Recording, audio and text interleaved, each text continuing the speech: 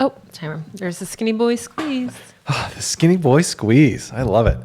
All right. That sounds like a weird. Because we went over last time, look who has already started the timer. Oh, wow. Okay. So- God, went right in. Okay, I'm ready. What's the question? Well, I fished around in our little cup here, Okay. and I came up with two. I wasn't feeling random. I was feeling. Oh, you were I was feeling. Well, you know me. I'm never really feeling random. No. I like to plan. Unless it's trips. Right. Yeah. Vacation, which is weird. It is weird. It's an interesting. So I am a big time planner. I like to organize. Yeah, I'm a planner. Period. But if there is even could be like the best vacation in the world, the second it's on the calendar, I'm like it looms. It becomes this thing, Right. that we have to do. But for example, when we go up to Hudson, which is one of our little favorite weekendy Yes. getaway places here, Upstate New York. I think almost every time that we've gone, it has been a same day decision. It'd be Right. like at noon and be like, I feel like, now that as I say that, I feel like going to Hudson. I feel like going to Hudson, and like within an hour or two, we'll be on the road. But if it ever happens where you're like, oh, well, no, like I've got a show or, some other thing tonight, but we could go tomorrow. I'm like, Right. That has happened before where you've said, yeah. you've changed your mind because we had to postpone due to plans. And I don't like itineraries. This is a tangent. Okay. But I was feeling not random today.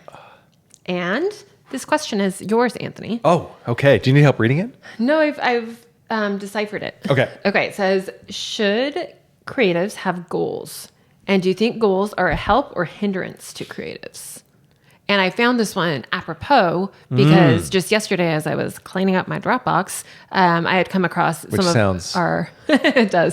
Dropbox, the online storage system. I had come across some of our old planning workbooks. Oh, yeah. Our end of year, beginning of the new year kind of goal setting things. And I was like, oh, I'm kind of excited. I really enjoy that we do that process every year. But I'm always looking to refine it. Yes. And I also feel like it changes sort of, I feel like our process and the way that we've approached that changes based on where we are kind of creatively, mentally, Yes. career wise. So I was thinking about goals. Man, I'm talking a lot on this one. You go. Should creatives have goals? Oh, absolutely. I think we have to have goals because we need at least some sort of idea of where we're going. Even if even if it's just, okay, I need to write one new joke that works today. So I'll write, 10 crappy ones or whatever. Even if that's just the goal. Or if the goal is, I'm going to sell out the Beacon Theater in a couple of years. My nose is running, so I'm going to have to get a tissue. Okay. All right. So you're considering I'm going to keep talking. So you're almost treating short term, not to do items, but writing a joke today, you're treating that as a daily goal. I guess it's a goal. I always think of goals as being January 1st. Well, I'm going to lose 10 pounds.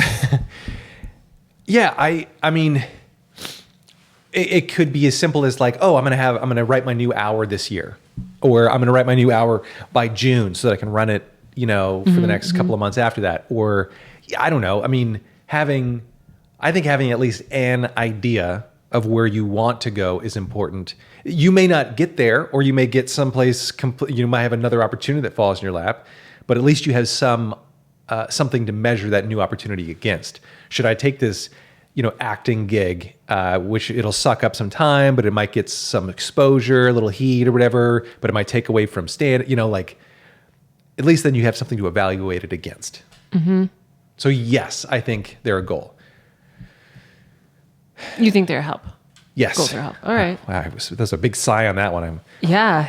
You're leaning to, I love the idea of goals. But as I've kind of been thinking about this, I'm I can't remember the last goal that I set that I hit, and I don't even beat myself up about it. It's more kind of I don't know. Well, I think there's different kinds of goals too. There's the big goals where it's I'm going to make I'm going to make a certain amount of money this year, which, okay, I find those not very helpful. I actually think that's a hindrance because then it's well, how am I going to do that? How am I going to get the money? And then you're focused. on that. Whereas disagree. I'm excited. well, no, I mean, it could be, I think it could be useful, but I think that might be, to me, that's almost a hindrance to the creative process a little bit. I would much rather say, all right, my goal is to write for 4 hours every day. Or my goal is to hit a certain number of spots a week, whatever, then it's like, all right, well, I got to be picking up the phone. I mean, no one picks up the phone anymore, but I got to text people or message them on Instagram to get spots. So that's... Okay, that makes sense. I guess maybe, so I was going to say the opposite. So I've always done goals. I've usually done goals related to like writing career. Like I'm going to write however many manuscripts, or I'm going to sign a publishing contract, or I'm going, like I've done Instagram goals before of like, I'm going to get, which I did not get close, up to like 10,000 Instagram followers. That never happened. But this last year, I think because I was kind of like in this pivot zone and I hadn't really been writing at the same pace, I did set a financial goal. And my thought with that was I had the complete opposite experience where I'm like, that completely freed me up to be creative because then there was no, like, then I'm like, I could do whatever the heck I want. And I considered and discovered so many like new, like things about myself, but even like interests that I had and skills that I had and ways of like applying it that I never would have given myself the room to had I been like, you have to do this specific type of thing. But then I think that is different, like just from where we are, like you are very focused on, like, exactly what you want. And it's to make it like be big time as a comedian. And that's actually what I wrote down in my diary. It's like, what's your goal? And I said, I want to be big time. Did you really? No. Because you looked so heartfelt. No. I do like that idea though. There's something so like childishly like cute about it. It's like, I want to be big time. Yeah, that is an old fashioned kid phrase. Yeah. I want to be a star. Exactly. Yeah. So I liked the freedom. I don't know if I would do it again this year. So maybe it just depends, but like I liked the freedom of that financial goal. Didn't hit it. I'm like, we're what are we, November-ish, and I'm not gonna get there. But I found it inspiring, and like I said, I was really surprised by how freeing it felt. Instead of telling myself that I had to do this one certain type of thing, instead of just being like, well, you can do whatever the heck you want. You just have to be able to like pay rent. Right. Yeah. Yeah, that's a good point. I mean, having the flexibility then, frees you up to do kind of whatever you want. Mm-hmm, mm-hmm. I think like that goal would not work for me in that same way, because I would almost think like, well, if I've got all this freedom to figure out how I'm going to do it, I'm just going to be thinking about, well, how am I going to do it? Is that the right thing to do? Whereas I would rather go at it from the other angle of, this is the thing I want to do. How am I going to make this work? How am I going to make money at this thing? Yeah, I could see that. And I actually think at different points in my career, so maybe like 6 years ago, I think it would actually probably been pretty damaging to say, okay, I have to make a certain amount of money, because then I would have been deciding, I think it would have been a factor then when I sit down to write, like, okay, well, what's gonna make the most money? And I think that's a terrible idea. Yeah. That's kind of my nightmare. But and then on the flip side, I think as I've been shifting to a little bit more, I think I've been excited lately about the idea, and maybe this is a part of my pivot, but I've been excited about the idea of like, yes, still being a creator, right? Like a creative, whatever.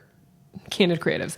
Like I know that I am still that, and I still like that idea, but I've really been enjoying the kind of like the mental exercise of pivoting my stance a little bit towards being a business. And I do sometimes think, and I know some authors like are very big, like, yes, I'm an author, I'm in a business first. And that didn't work as well for me when I was just a writer, because for me, that was all about like the creative process. And like, I didn't want to necessarily turn the muse into like a business machine. I don't know what a business machine is. That didn't come out right. But like I did. Lauren's Dropbox business machine. That could be the name of the title, the business machine, or the episode. No, want to see my wife's Dropbox? It's a real business machine. Feed the business machine. What was I talking when I got distracted? After some vulgar references to your business machine. Oh yeah, you were talking about how converting the muse to a business machine would be risky. Damaging. Oh yeah, and I definitely did not want to do that. But I think I've just been excited lately about like freeing myself up instead to, or no, not actually, let me backpedal on that. Okay. I think it's more asking the question, and this is something that I think a lot of creatives don't do very well, myself included here, of when you sit down, and I'm not talking about like the actual like creative creation itself. Like I think writing always a good idea. I don't think you should ever sit down like, oh, I'm going to sit down to write, but will this make me money? No. But like, don't do that. But when it comes to like some of that other stuff that we spend our time on in our business, right? So social media and yeah, so I'll just... The non-revenue generating stuff. Yeah. Or like, I mean, we talked about that a lot when we were doing like emergency contact and people kept saying like, what's the marketing plan? And I think at some point we were kind of like, yeah, we could do, and some stuff we just didn't get to. But I mean, like, I think there was some things where like, yeah, we could spend time writing like this blog post or, whatever it was. But then I was like, is that like, what's the ROI on that? And at that point, when you're approaching there, I'm like, and same thing, I think this all the time with all the time that I was spending on Instagram. Like how many book sales did that actually translate to? Yeah. It's almost like, oh, go ahead. Yeah, no. And It's all the hours that you kind of think about like, well, all the time that I would invest into this marketing plan or writing this blog post or doing this interview or whatever, if I could spend that same amount of time writing the next book or, writing more jokes or being on stage, I think our time as creatives is better spent doing the thing than talking about the thing. Like I know there's some authors who would disagree, but it's like, okay, yeah, you did a great work and now you need to publicize it. Sure. But yeah, at some point you got to write the next thing like that. Maybe you'll find that you'll get new people coming in based on that other book that you can then introduce to your world as opposed to just a marketing campaign. Yeah, no, I totally agree. And actually I was thinking this with the, I can't remember, I think it was probably on Pinterest, but it was like some like business owner, or like an entrepreneur, whatever. She was saying that she had never really thought about blogging. And I think of kind of like blogging as passe as well. And especially for authors, I don't know that I would necessarily tell a debut author, hey, yeah, you should absolutely like start an author blog. Cause I think we all tend to like write about the same thing and maybe it's not like terribly interesting, but I think there can be cases like if you do find your sort of like topic or expertise or like an angle and having a blog, basically what I'm trying to get at is like driving people to your website. If you have a website like that, I think is always a potentially good idea because once you're there, then you can upsell them on something. Right. Whereas social media, that is so much more difficult because you may get a ton of likes, you could go viral, but like, what does that, if you like to tie into goals, like does that tie into your goal? Like, does that get you closer to whatever your goal is? Right. Like there's a reason why I think The Rock doesn't have a blog. Right. Yes. I'm assuming he doesn't know how to read or write. Don't you dare talk about The Rock that way. No. I'm assuming it's obviously because his time is so much more valuable. It's so much better for him to spend it making the next movie or producing it or whatever his roles are with regard to whatever his next project is. His time is better spent working on a project, not talking about the project. Right. Yes. If it gets a few more people to go see the next Jumanji or something, cool. But I was actually talking about the blog more as the movie itself. Like the blog is like the thing that you're creating that you are driving people to, as opposed to, and again, I know we talked about last week, like YouTube versus Instagram being different, but like YouTube, I think also would be the equivalent. Like it's a piece of content that is providing value to someone, where social media often is just like an update. Like that's not there are some accounts out there that are like informational type accounts that are like, hey, follow me for tips on whatever.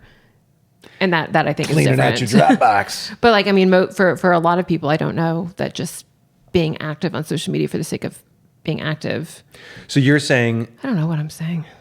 Rein me in. Rein me in. My business machine's broken. Oh, God.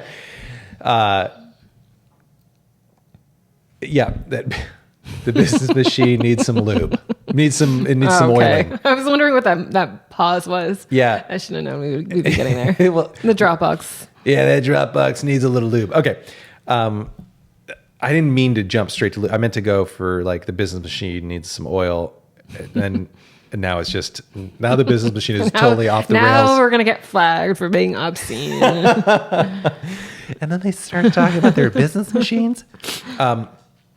No, but okay. So you're saying in like the hierarchy of value, climbing the value chain of, non-revenue generating activities, it's like the best thing to do is work on the project, the next book.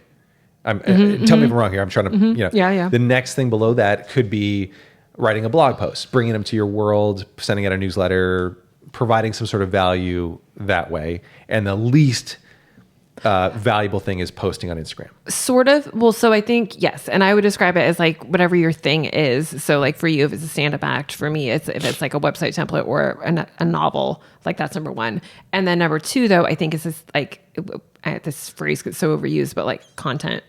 Yeah. Of like this podcast is content, a blog post is content. And I think absolutely like at its most basic, like Instagram and TikTok could also be content. Like, I think it's possible to create content, but like, I don't think a lot of people use it that way. I don't know that I would call taking a picture of your hand holding a red cup at Starbucks with your first peppermint mocha of the year. I don't know that I would call that content. We should get we haven't done a Starbucks drink yet. I know. We haven't gotten a red cup. Well, actually, we don't like the red cups because we are iced. When we get our Christmassy or holiday beverages, they are iced. They're iced usually. Yeah, we don't do. Yeah. A little bit about us that nobody asked for. Okay, but yeah, I don't. Yeah, I think in general, focusing on creating like content, lasting content, maybe I would say something that like is actually providing value that somebody be like, oh, I'm going to follow this. Like nobody's going to follow you because they liked your picture of your Starbucks cup, but somebody might follow you if you post a thirst trap. Yeah. I mean, you could argue that provides value. You could. Well, you're providing something, and I'm like, I guess too, like in the same way, like you'll post like a joke, like that is content because that's like has a purpose of entertaining. True. Right. Maybe I'm just. I feel like all of our episodes lately come back to me hating on Instagram, and I really don't. I do think it. I mean, I do. I know, but you keep going back to it. Like, so I mean, like obviously you know that there's a little bit of value there, and I think I would say that there is. I think the problem is a lot of us, and I totally put myself in this category, you fall into the trap of, I mean, I think it actually works against your goals because you fall into this trap of just mindlessly scrolling. Right. Or I mean, I can't even tell you how many times a couple of months ago, and I wasn't even really promoting that emergency contact very well. Like I was trying to, but I would like open the app with the intention of like posting an excerpt or responding to comments or like reviews or whatever. And then I would just be, I'm like, where am I? Like, how did I get on the Discover feed? And there's like 45 pictures. All Pomeranians. Of Pomeranians. That's exactly what I was going to say. And not that it isn't like enjoyable, like in its way. But I just think that can be a very slippery slope. So getting back to goals. Yeah. How do you remember your goals throughout the year? And you mentioned that you set goals at the beginning of the year. Mm-hmm. How do you remember them throughout the year? So I usually don't. No, me neither. That's why I'm asking. I mean, well, okay. So in this last year, I remember we had those little binders, the little acrylic ones. Yeah. And I rediscovered them a month ago, and I tried to give you yours. And I said, Casey, you want to review your goals? And you said, I don't want to open that. So I did open that. Like I was actually better this year. I didn't achieve my goals, and I'm not going to achieve my goals based on the fact that I have a month left. But I only did 2 this year. You only set 2 goals? I only set 2 goals, and they were very broad. One was like a health-related goal, and one was a financial goal. So they were easy to remember, and actually probably up and through like at least through Q1 and maybe a little bit into Q2. Like I had a little like section in my planner where I was like revisiting them. Oh yeah, that's smart. And doesn't sorry, really quick, but this is related. Doesn't is it Grant Cardone? That guy, he writes his goals down in that legal pad every single night. Yeah.